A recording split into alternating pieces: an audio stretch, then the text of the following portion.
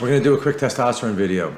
So testosterone has become maybe even a public health issue because everybody knows that testosterone goes down with aging, and it's now been equated with less sexual appetite, less sexual function, even with decreased muscle mass, decreased muscle strength, with decreased mental acuity. And yet it is a natural process for testosterone to decrease as we age.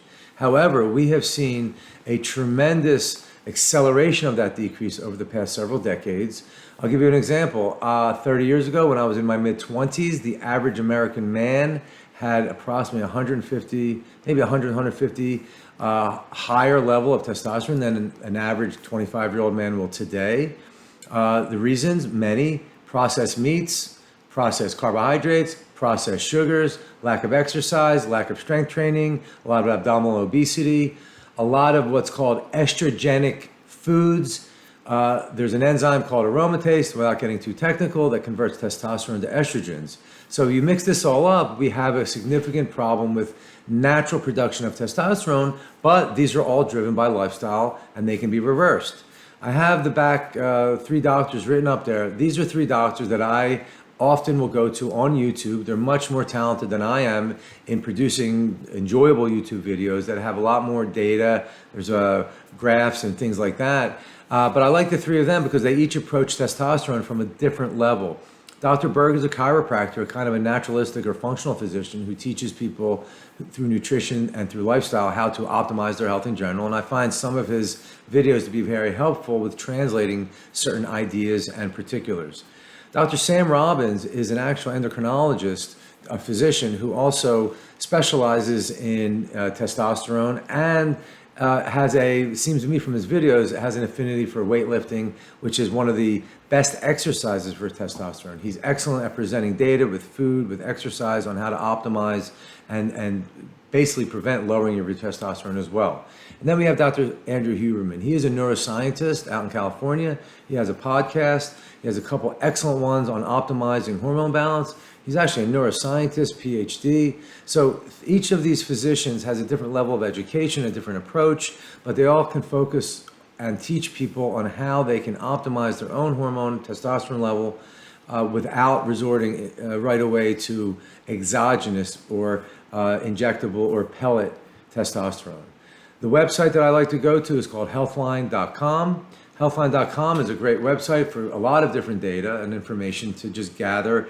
It's written primarily by functional physicians, sometimes physical therapists, dietitians, chiropractors, people outside, you would say, conventional medical care. And you can go there and type in 10 foods that decrease testosterone, 10 foods that increase testosterone, lifestyle habits that increase testosterone and decrease it, exercises, etc. So there's really a plethora of really good information that's very easy to acquire and digest and then put into action, as I always recommend people doing slowly. So testosterone is something that I would not recommend people just jumping to getting it treated. I think there's a lot of things we can do to decrease the destruction of testosterone in our bodies. For instance, beer, soy. We talked about the processed foods. There's a lot of things we can do through exercise, through good sleep patterns, through getting our circadian rhythms back, losing belly fat, doing some weight training.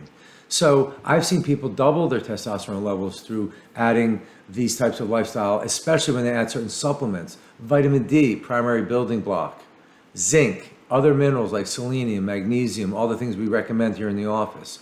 There's other supplements that can be used to both produce testosterone as well as optimize you could say the proteins that interact with testosterone that allow it to function better. So this is something I check on everybody's blood work as a male. I know even women these days, some of the gynecologists are checking testosterone to try to help balance out their maybe menopausal issues. That's not what this discussion is about. This is really for men, whether you're in your 20s or in your 60s or 70s, and you're noticing a decreased testosterone level also corresponding to things like decreased muscle mass, decreased muscle strength, sexual appetite, all the things I mentioned. Don't mean to be repetitive, trying to speak quickly so we can keep these videos to about 5 minutes. I hope this answers all the questions I got over the last week or so about people's testosterone levels and how to improve it. Always looking forward to discussing these issues with you when you're in the office. And if you go through any of these videos or any of this data, certainly happy to discuss it with you. And the more information, that's why I'm trying to put a couple videos even every day up on this YouTube channel to try to enlarge the library so that you, my patients, can go back and refer back to these topics, these concepts that are really health promoting, that can be the difference between having diseases, between having a longevity that's functional and not. And that's what I'm here for. And that's what my office is geared to do.